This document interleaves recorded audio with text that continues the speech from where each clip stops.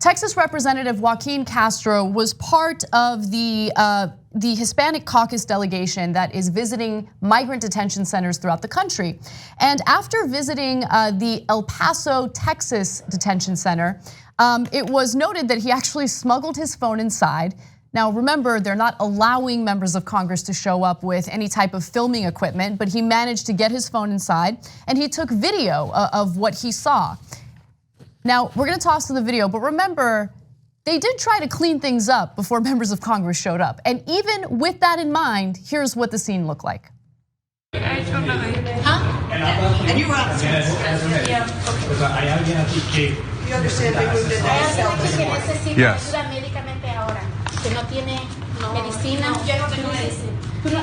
She doesn't have medicine. Just checked her, man. 1 second ago. She got a designated cop this morning over anti-seizure meds.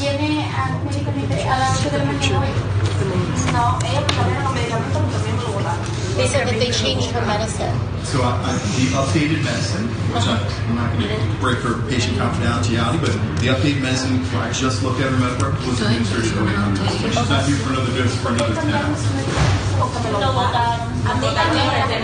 There's a woman here. I know. Sir, there's a woman here. The doctor told her she needs a biopsy for the lump on her back. So, we obviously don't have the facilities to do a surgical biopsy, but we'll make sure that we're continuing her care. It's on her record, and when she gets to her next stop, wherever that is, whether it's in our custody or out, those records go with her.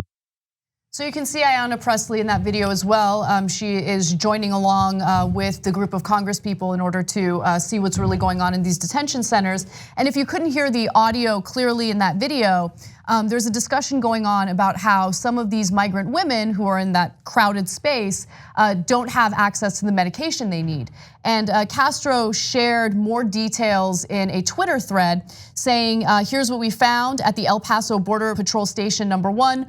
Women from Cuba, some grandmothers crammed into a prison-like cell with one toilet, but no running water to drink from or wash their hands with, concrete floors, cinder block walls, steel toilets. He also says many said they had not bathed for 15 days. Some had been separated from children. Some had been held for more than 50 days. Several complained that they had not received their medications, including one for epilepsy.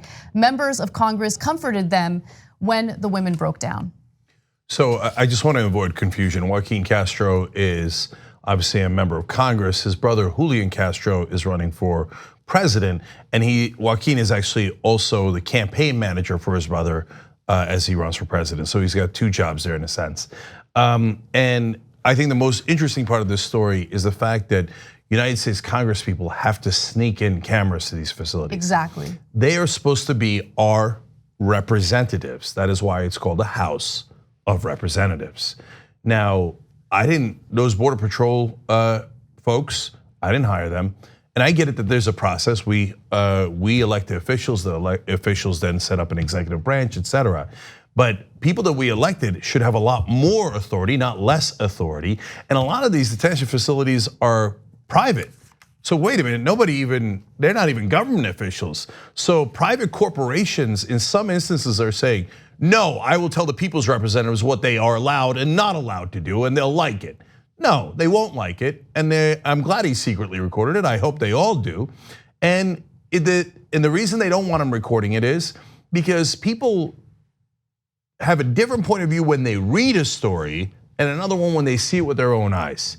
So if you had read that a guy washed up ashore trying to cross the border with his 23-month-old baby, you might be touched by that, you might be moved by that. You see the picture, it's a whole different story.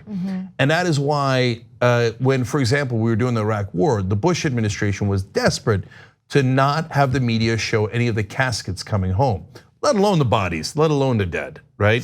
But not even the caskets, because then people might turn against the war.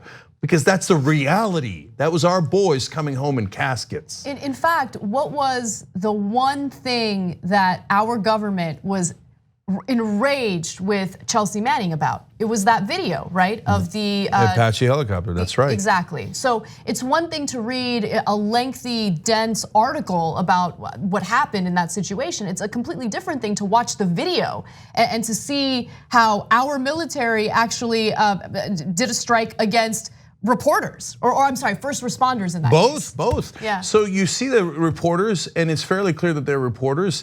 And if you read that, you might think, fog of war, you can't quite tell.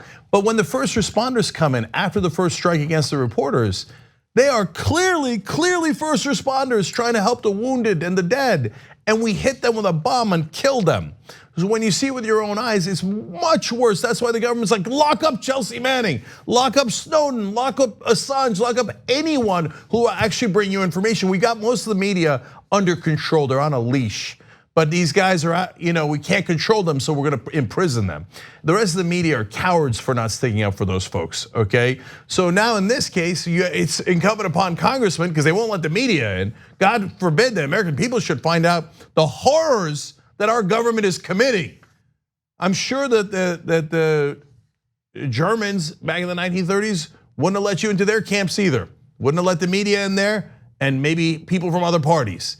And they would have said, it is important for the security of the state. But it would have been imperative to get video out of there, wouldn't there? Now back then it would have been pictures. It would have been imperative. And look, I'm not above it. Even though I read 1,000 articles about this, when I saw the video, I was more affected. I mean, there they are. They look like your aunt. Maybe a lot of right-wingers don't think that. They're like, they look different than me, I can't relate. To me, they look human. That looks like it could be my mom, it could be my aunt. And they're all lying there on concrete. There's no facilities. I mean, at a bare minimum, let alone the lump on the back, let alone the missing medication on the epilepsy, etc. Look at how we're treating them. Just putting them in this tiny little area and making them all lie on the concrete, treating them so inhumanely like this. And then when you hear about the kids who have the outbreak of disease that was created inside the facilities. So it's because it's so unsanitary. That's why the flu began, and that's why some of them have died. And you see the video and you connect the two, you go, now I get exactly how that could happen, and how everyone in the building knows how bad it is, but none of them are doing anything about it. Right. And as always, the fish rots from the head down. And that's Donald Trump, who probably looks at that video and might celebrate, because he wanted to be vicious to them. So I guess mission accomplished. Exactly, and I actually want to clarify something or correct something that I said yesterday, because I had mentioned how, look, Trump is pushing for this friendly relationship with Kim Jong-un because he hasn't really delivered much to his base. I mean, the only thing he's really accomplished is tax cuts for the wealthy. Most of his base doesn't consist of wealthy people, right? And then someone called me out and said, no, his viciousness toward these migrants is something he's delivering to his base. And that person was absolutely right. So if you're watching this right now, thank you for pointing that out. This is something that appeals to, unfortunately, a significant portion of the country. And this is the reason why it's important for us to take a step back and take a good look at ourselves. Because while we talk about how great we are and how we should, do these interventionist wars to spread democracy, in reality, we don't care about the lives of other people. We barely even care about the lives of people living in our own country. So look, this is the only place in media you'll hear this. So Republicans support Donald Trump to the tune of 90% of the Republican voters. So when they see that video, they see something that they like. So it's not like these conditions are new. They've heard about them 1,000 times. And they've never abandoned Trump over it. It's not the bug, it's the feature. So I know the rest of the media is scared to call it what it is, but the Republican voters are the monsters. We live on different planets, and people like Joe Biden keep asking me to get along with them. I'm sorry, I'm not going to. I'm gonna fight them, yes. And we're gonna win. Because more people are decent and look at that video and are horrified than are people that are indecent. But the indecent is a significant minority of this country. Somewhere between 25 to 40% of this country are the bad guys. And no other media will tell you that. They're so scared of Republicans. But if you look at that video and you think, got him, right? You're a bad person. You're the bad guy in the movie. You're the one we have to overcome so that the force of goodness can actually win. So Jesus didn't come in and go, the poor, the needy, let's lock them up. Let's make them sleep on the concrete floors. No, he said you help the poor and the needy. So if you think you're being a good Christian by being mean to those people, by being vicious to those people, you're 100% wrong. You're the worst kind of Christian, the worst kind of American, and the worst kind of person. Am I clear enough? The TYT Plus app is now available on iOS and Android. Download to get more TYT content at tyt.com/app.